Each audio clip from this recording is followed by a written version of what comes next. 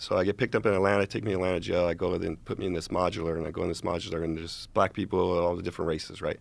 Well, over there, they don't politic like we do in California, right? So this is my first understanding of how this system works, right?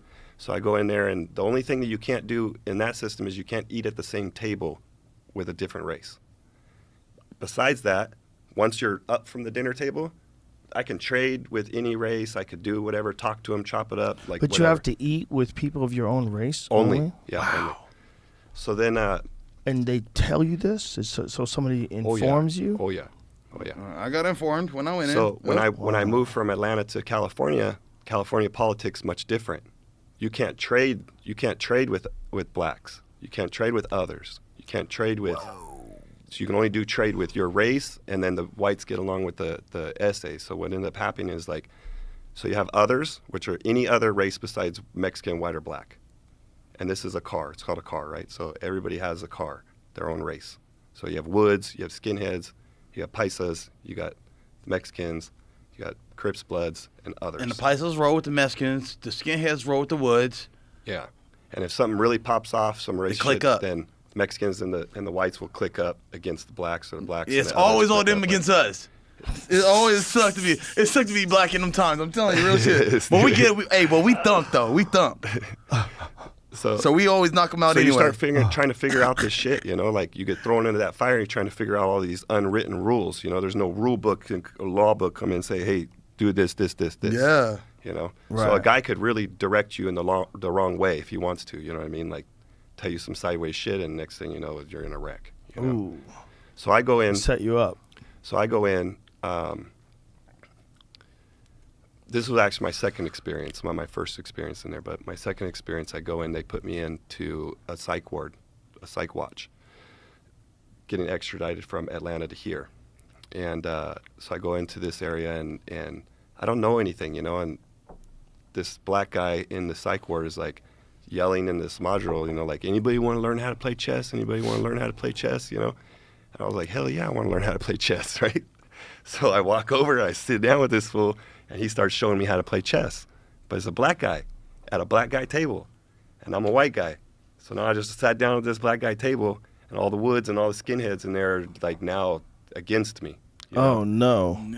But I didn't know. Like, no, you had no idea. I had no idea. Oh, no. Right? So now. No. Yeah, so now my cell pops, and I go to walk to the shower, and I walk past the other cell that pops, which is another skinhead in that room, and I go walk past his cell, and it's smack, right? So now we're fighting. Wow. You know, so clean this kid up. Now they move me to another module. So now this kid put a kite out, like, oh, we got to get this guy, because da-da-da-da-da. So. Oh, fun. Yeah. So I'm moving this other module. At the time, the institution had a lot of skinheads in there, and the skinheads will politic hard. Like, if they have numbers, then they'll push the politics, you know?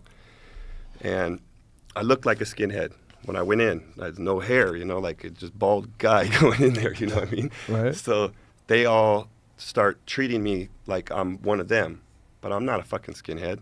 So this guy come over, and he's trying to get me to hide this little shank in my cell. Well, that's weapons manufacturing, carries 2 more years.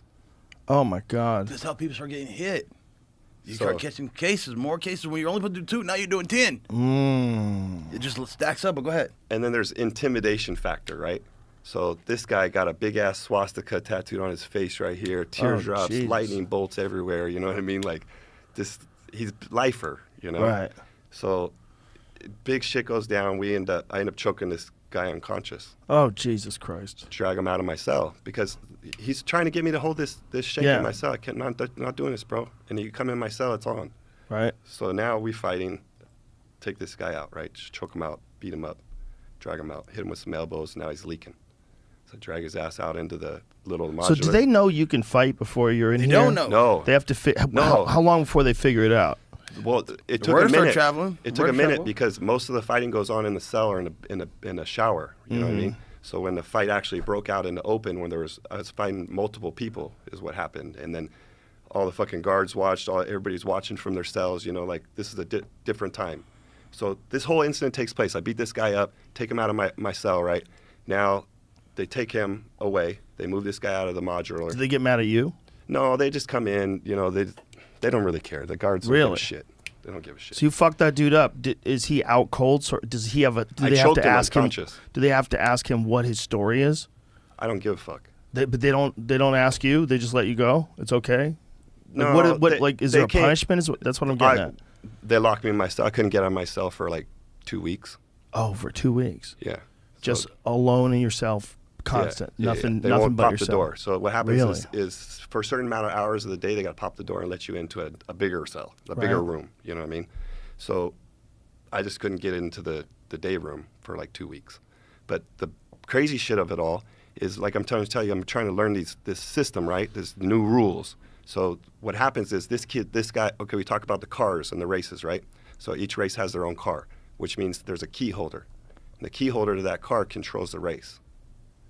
So they make decisions for the race. They kind of keep other races out of car wrecks. Like now we got a feud with the blacks, or we got a feud with the Mexicans, or whatever. They call them car wrecks. Yeah. Well, if we get in a fight with them, the key holder is the guy that can communicate with the other key holders to the races and try and keep peace. They don't go and delegate it. Wow. Yeah. And so I didn't have it happen where we finna get down with the Mexicans, and then our keys will go and they keys, and we finna jump. We get ready to jump, and they shake hands. All right, it ain't going, and then it go back down. So, yeah, and you're trying to figure all this out. So what happened was I beat this fool's ass, and now I got the keys. Oh wow! But I can't have the keys because I'm a first termer. So first termer's not allowed to have the keys. But nobody wanted to try to take the keys from me. So in order for them to take the keys from me, they got to fight me to take the keys away from me. Oh boy! So that kind of changed the dynamics of the room, because now I'm able to navigate with these other races and have these conversations with these fucking ignorant people that don't understand how to really talk. You know what I mean? Like how to communicate and keep things cool. They misunderstand what this guy says or misinterpret what this guy says, and next thing you know, it's hot for everybody, you know? And it's just misinterpretations. Yeah, because they're dumb. Most of these guys are dumb, bro. Like, they're